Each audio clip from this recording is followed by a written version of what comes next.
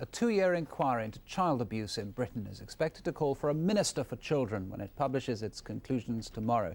10-strong panel set up by the NSPCC has been examining all aspects of cruelty to children, from neglect to sexual abuse. Sue Lloyd-Roberts reports.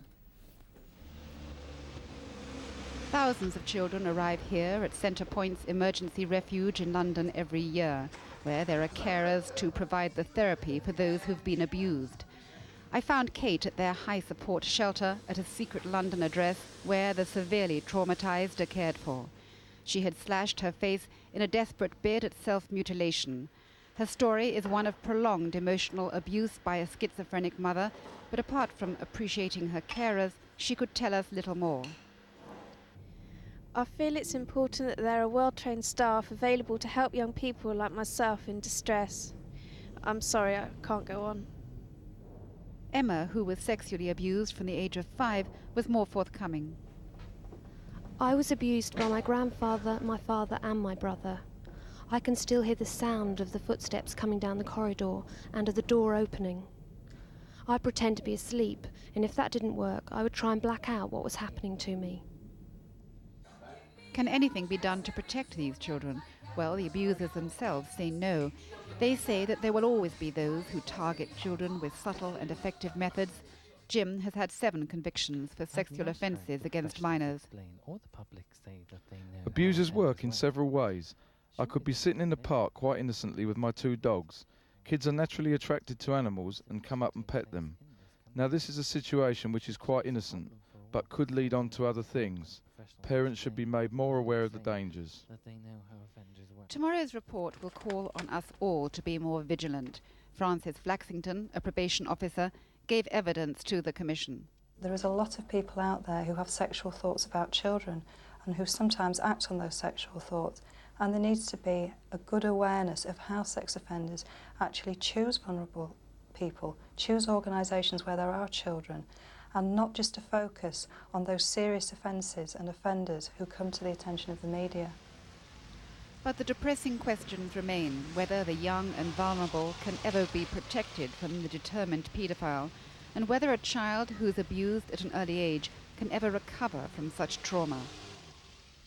There isn't one pattern of response to sexual abuse. The reaction and the effects take many different forms, which include depression, low self-esteem, difficulty with peer relationships, sometimes sexual adjustment difficulties, and sometimes difficulties in parenting.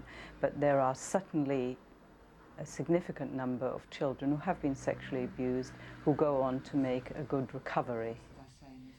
Obviously, that recovery depends on early treatment, and the NSPCC are one of the few agencies to offer therapy to children and parents who call in for help, and to advise children on how to prepare for a court appearance. The NSPCC were good to me and were a great moral support.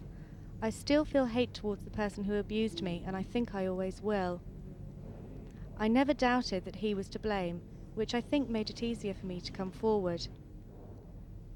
He has now abused 3 people, and I don't want him to do it to anyone else.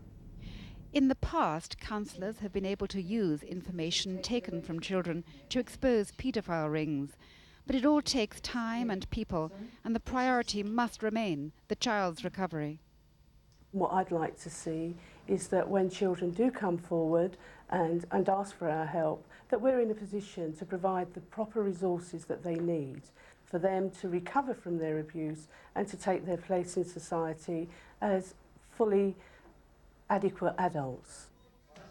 Children's charities say it's essential that there are enough qualified people around to help and listen to children who've been abused.